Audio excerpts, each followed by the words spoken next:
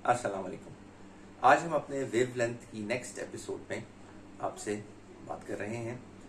Wave length, जैसा कि हमने कहा कि ये हमारी एक एफर्ट है जिसमें हम तीन चीज़ों के ऊपर, जो कंटेम्प्रेरी हो रहा है उसके ऊपर, जो चीज़ साइंस के जो लेटेस्ट कंटेम्प्रेरी फिनोमेनाज हैं उनके ऊपर, और जो पाकिस्तान के साथ लिंक्ड हैं, और जो इंटरनेशनल अरीना में हो रहा है और उसका इफेक्ट पाकिस्तान पे है, इन तीन चीज़ों को, तीन पहलुओं को हम वेव लेंथ में डिस्कस करते हैं। तो आज हम जिस चीज़ पे बात करेंगे वो है साइटिंग ऑफ द मून। पिछले दिनों, अब आज ईद का दूसरा दिन है और ईद चांद रात को भी, ईद के पहले दिन भी इस पे बहुत बात होती रही कि जो साइटिंग ऑफ द मून है उसको लेके लोगों को बहुत सारे डाउट्स है और बहुत सारी ऐसी चीज़ें थी कि जिसकी वजह से लोगों का ख्याल था कि जब पहले दिन जो ईद का था एक्चुअली वो रोज़ा था और ईद जो है वो एक्चुअली फ्राइडे को थी। तो अब जब हम बात करते हैं कि जो है इस्लाम और साइंस, हम अक्सर इनको अलग अलग समझते हैं और इनको जो लोग बहुत साइंस के वो हैं, जो साइंस को बहुत फॉलो करते हैं, वो इस्लाम को उस पर नाफिज करने की कोशिश करते हैं, और जो लोग साइंस को बिलीव नहीं करते, जो सिर्फ रिलीजियस हैं, वो ये कहते हैं कि नहीं, जो इस्लाम या रिलीजन, किसी भी रिलीजन के जो इंस्ट्रक्शंस हैं, जो रिलीजन के जो पॉइंट्स हैं, वही जो हैं वो जो है सिर्फ उन्हीं को अडॉप्ट किया जाए या उन्हीं की बात की जाए या वही अल्टीमेट है। एक्चुअली साइंस और इस्लाम डिफरेंट नहीं है। इस्लाम और साइंस जो है वो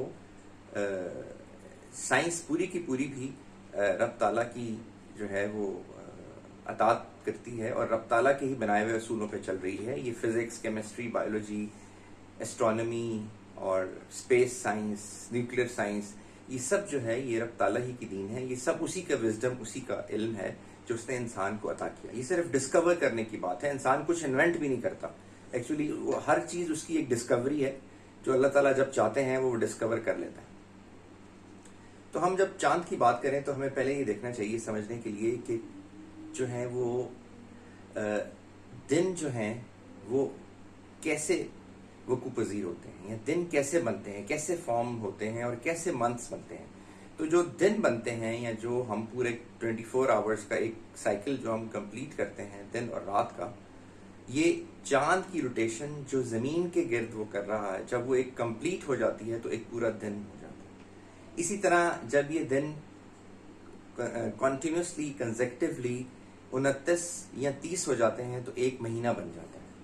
और जब अर्थ की रोटेशन सूरज के गिर्द एक पूरी हो जाती है तो एक पूरा साल पूरा हो जाता है।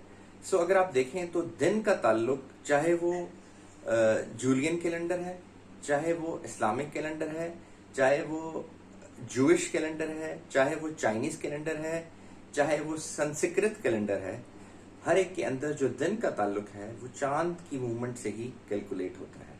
लेकिन जूलियन कैलेंडर में, या जो सोलर कैलेंडर है, उसमें क्योंकि साल आ जाता है और वो साल की वजह से हम उसकी कैलकुलेशंस, हमें लगता है कि फ़र्क है, लेकिन एक्चुअली कैलकुलेशंस फ़र्क नहीं होती। वो मैं आपको बताता हूँ कैसे फ़र्क नहीं होती। इस्लामिक कैलेंडर के अंदर या चांद की मूवमेंट से जो दिन बनते हैं पूरे साल में, वो 354 डेज है, जबकि साल के अंदर जो दिन होते हैं वो 365 होते हैं। जूलियन कैलेंडर में या जो सोलर कैलेंडर है उसके अंदर 365 डेज होते हैं।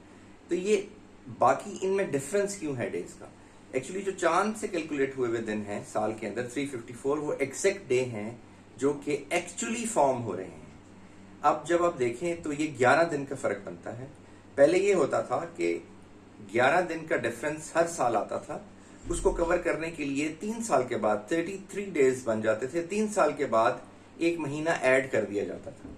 सो जूलियन कैलेंडर में 11 की बजाय चौथे साल के अंदर 12 महीने होते थे, जो कि एक सिस्टम करके देखा गया तो वो सूटेबल नहीं था। उसको पूरा करने के लिए अब क्योंकि चांद के मुताबिक जो महीना होता है वो 29 दिन का होता है या 30 दिन का होता है, तो डिफरेंस 11 दिन का है। इस 11 दिन को करने के लिए जूलियन कैलेंडर में 11 दिन साल में ऐड कर दिए गए। जब 11 दिन ऐड किए गए तो जो क्रिश्चियन आप कह लें, जो जूलियन कैलेंडर है, उसके अंदर महीना 30 दिन और 31 दिन का होता है। इस्लामिक कैलेंडर में महीना 29 दिन और 30 दिन का होता है, और दूसरे कैलेंडर में जो महीना है वो 30 दिन और 31 दिन का होता है, तो ऐसे ही 11 दिन का डिफरेंस खत्म हो गया। लेकिन एक्चुअली जो महीना है वो 29 और 30 दिन का ही होता है। अब ये बात आ जाती है कि जी चांद जो है जब हम देखने के लिए, या जो हम चांद देखते हैं वो क्यों ज़रूरी है, ये हमारे जो इस्लामिक त्यौहार हैं उनके लिए, या हमें चांद की ही मदद से ये इनको क्यों उसको अलाइन करना चाहिए, हम उसको कोई डेट क्यों नहीं फिक्स कर सकते। हम डेट इसलिए नहीं फिक्स कर सकते कि हमारा जो, अगर आज इस साल जो है वो रजब की 10 तारीख को फॉर एग्जांपल 5 जुलाई थी, तो अगले साल 5 जुलाई रजब की 10 तारीख को नहीं होगी, रजब की 10 तारीख होगी, लेकिन उससे 5 दिन 25 या 26 जून होगा, यानी 10 दिन का फर्क आ जाएगा। सो क्योंकि वो exact rotation of the moon around the earth पे कैलकुलेट हो रहा है। इस तरह से अगर हम देखें तो जो हमारे जो इस्लामिक त्यौहार हैं वो इसी तरह चांद पे डिपेंड करते हैं और चांद की बेसिस पे हम उसको कैलकुलेट करते हैं।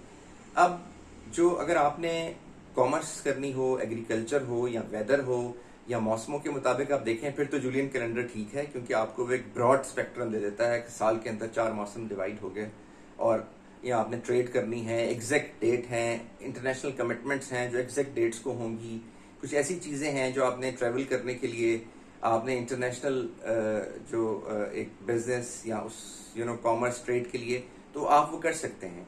लेकिन जो इस्लामिक त्यौहार हैं या जो रिलीजियस त्यौहार हैं वो सारे के सारे जो हैं वो चांद की कैलकुलेशन पे बेस्ड होते हैं। आप हैरान होंगे कि जब स्पेसशिप भेजा जाता है स्पेस में, तो तब भी जो कैलकुलेशन है वो डेट जो है वो एक साइड पे पैरेलल, नासा भी जो कैलकुलेशन करता है वो एक डाइट पे डेट जो है वो जूलियन कैलेंडर की पे चल रही होती है, और जो टाइम है वो एग्जैक्ट चांद के मुताबिक कैलकुलेट हो रहा होता है। सो इस लिहाज से ये तो बेसिक प्रिंसिपल डिफाइन हो गया कि चांद जो है उसकी कैलकुलेशन और वो क्यों जरूरी है। अब आप चांद को देखकर किसी चीज का, किसी त्यौहार का, किसी इवेंट का तयन करने के लिए 2 चीजें जरूरी हैं। एक है बर्थ ऑफ द मून, यानी कि चांद कब पैदा हुआ, और दूसरी चीज है इलोंगेशन ऑफ द मून। अब बर्थ ऑफ द मून क्या चीज है कि अगर आपने आपके रोजे 29 हो गए और चांद मगरिब के आधा पौना घंटे के बाद जो है अपीयर होता है होराइजन पे, और जो एलोंगेशन है उसकी, जिस एंगल पे वो अपीयर होता है वो 10.5 डिग्री है, ये भी देखना बहुत जरूरी है। और अगर चांद जो है वो मगरिब के बाद से लेके इशा के टाइम से प्लस तक अपीयर नहीं हुआ, तो इसका मतलब है कि वो चांद जो है उसकी बर्थ नहीं हुई है। और अगर उसकी बर्थ होती है, चांद की जब बर्थ होती है तो कम से कम 17 घंटे ओल्ड होता है, 17 घंटे ओल्ड चांद होता है। अब अगर एक 17 घंटे ओल्ड चांद 8 बजे अपीयर हुआ, तो इसका मतलब है कि अगर आपका 29वां रोजा था तो अगले दिन ईद होगी, यानी ईद का चांद आपको नजर आ गया, अगले महीने का चांद आपको नजर आ गया। लेकिन अगर ये चांद आपका रात को 1 बजे कहीं अपीयर हुआ, तो इसका मतलब है कि 17 घंटे उसके रात को 1 बजे हुए, और अब वो अपीयर नजर नहीं आएगा बिकॉज ऑफ द एलोंगेशन, क्योंकि एलोंगेशन इस एंगल पे होती है कि मगरिब से प्लस 1 आवर प्लस माइनस वो 10.5 डिग्री पे वो नजर आएगा। और अगर वो बहुत लेट अपीयर हुआ तो वो नजर नहीं आएगा। लेकिन होगा क्या कि जब आप अगले दिन ईद नहीं हुई और उसके बाद चांद नजर आएगा, तो उस दिन लोग कहेंगे कि आज तो चांद जो था वो बहुत ब्रॉड था, चांद बहुत मोटा था।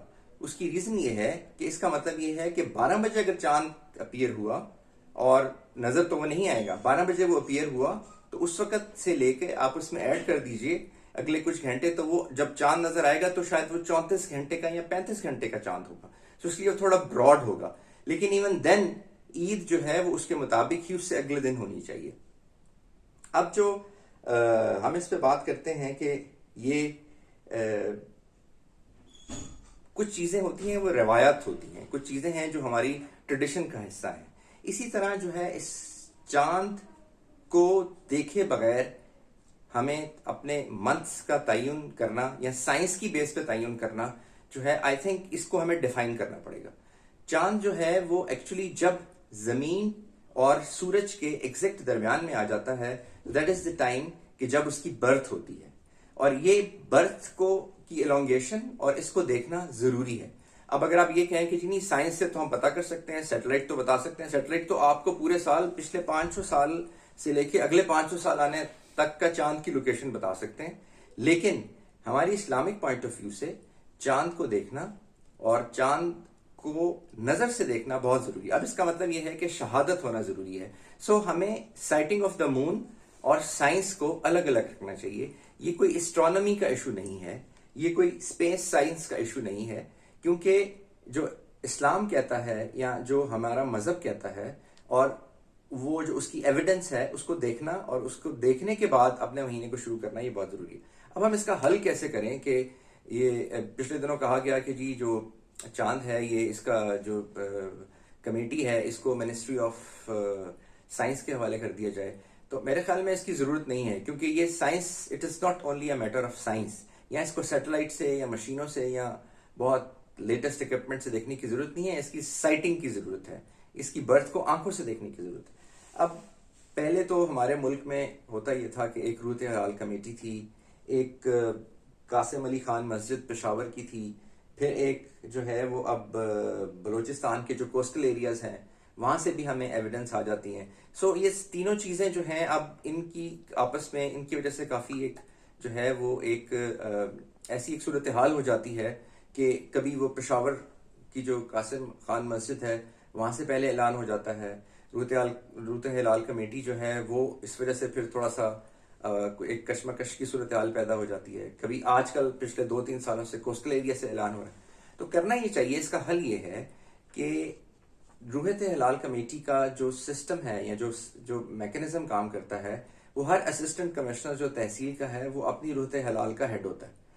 ہونا یہ چاہیے کہ جس دن چاند دیکھنا ہو، جس دن متوقع ہو اپنی کسی ریلیجس ایونٹ کے لیے جو ہے روت کرنا جو ہے وہ امپورٹنٹ ہو، اس دن چاہیے یہ کہ ہر اسسٹنٹ کمشنر اپنے علاقے میں اپنی روت ہلال کمیٹی کو لے کے بیٹھے، اور جو ایویڈنس آتی ہے اگر ایویڈنس سے تربت سے آئی تو تربت کا اسسٹنٹ کمشنر جو ہے اس کو رپورٹ کرے اپنی چین آف کمانڈ میں پروونشل گورنمنٹ کو، اور پروونشل گورنمنٹ جو ہے وہ سینٹرل کو کرے. اسی طرح اگر سینٹرل روت ہلال کمیٹی کو کوئی فون آتا ہے کہ جی فار ایگزامپل جو ہے گوادر میں چاند دیکھا گیا، تو گوادر کے اسسٹنٹ کمشنر کی ڈیوٹی اسی طرح چین آف کمانڈ سے لگائی جائے کہ وہ جا کے چیک کرے کس نے دیکھا اور آن گراؤنڈ اس کی تصدیق کی جائے، اور اس تصدیق کے بعد جو ہے اس کا اعلان کیا جائے.